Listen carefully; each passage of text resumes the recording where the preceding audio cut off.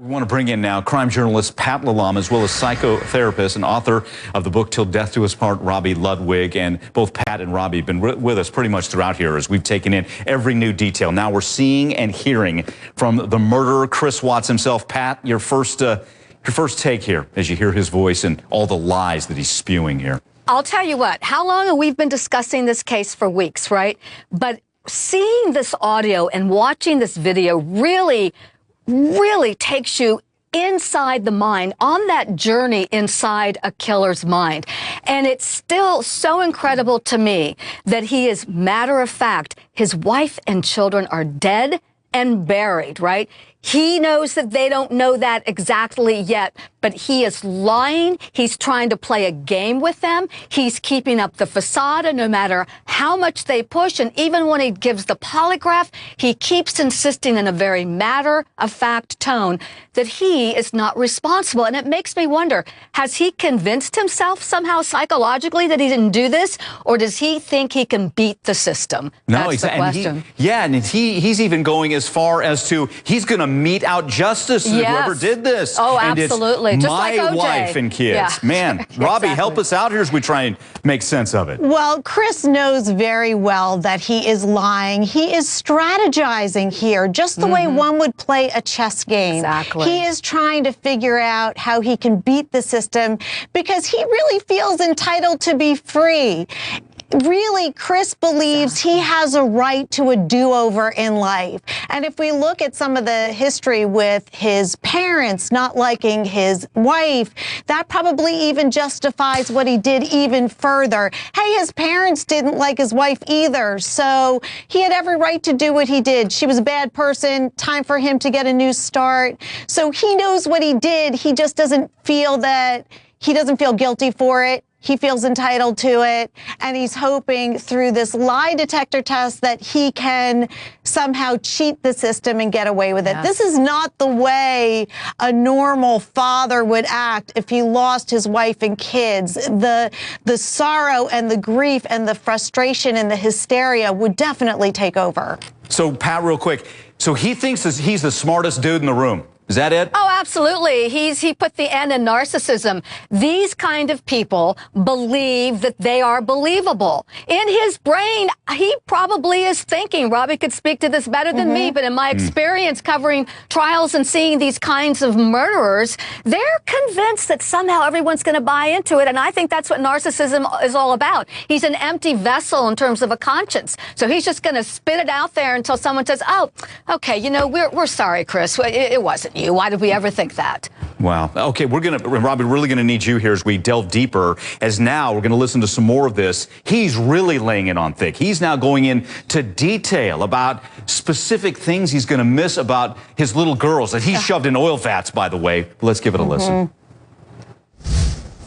I don't know, like, why this happened or how this happened, but, like, I hope that she's okay, type thing. And just like, I was just hoping that I would get that knock on the door or a phone call or a text. I mean, her phone, they have her phone, like hopefully maybe it's a number I don't know.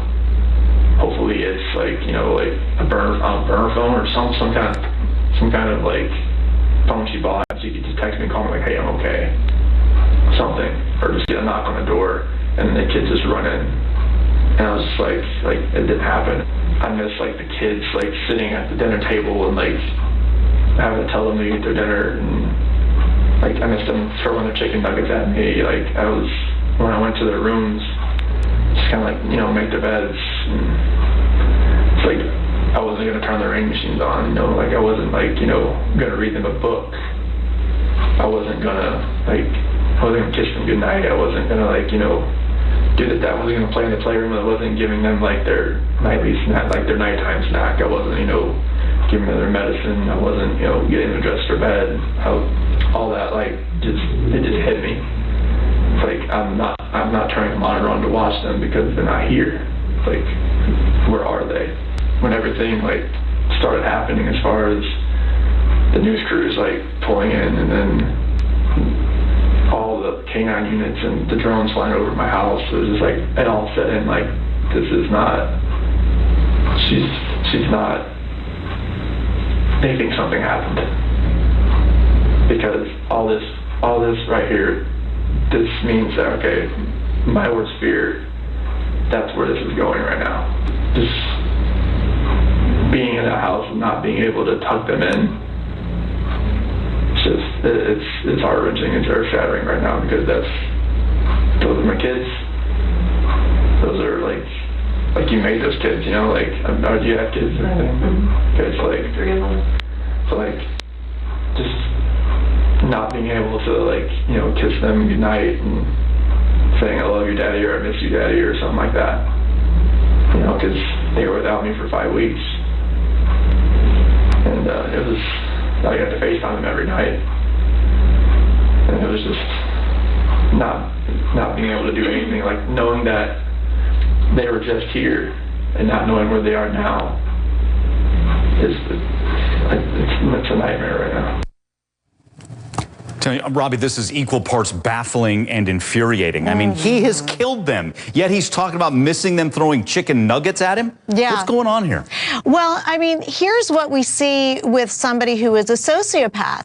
They have no empathy. So this is why Chris Watts sounds like a bad actor. He has no emotional reference for what it's like to truly be a loving and caring father. So he is just repeating what he thinks a real father would sound like if they lost and missed their kids. But because he really doesn't care at all about what happened, it just sounds flat. So it would be the way the rest of us use a disposable fork and throw it in the garbage. That is how Chris Watts really views everyone in his life. Right. They're not three-dimensional human beings who have a right to their own life and to their own goals. They're just people that either serve him or don't, and you get rid of them when they no longer serve you.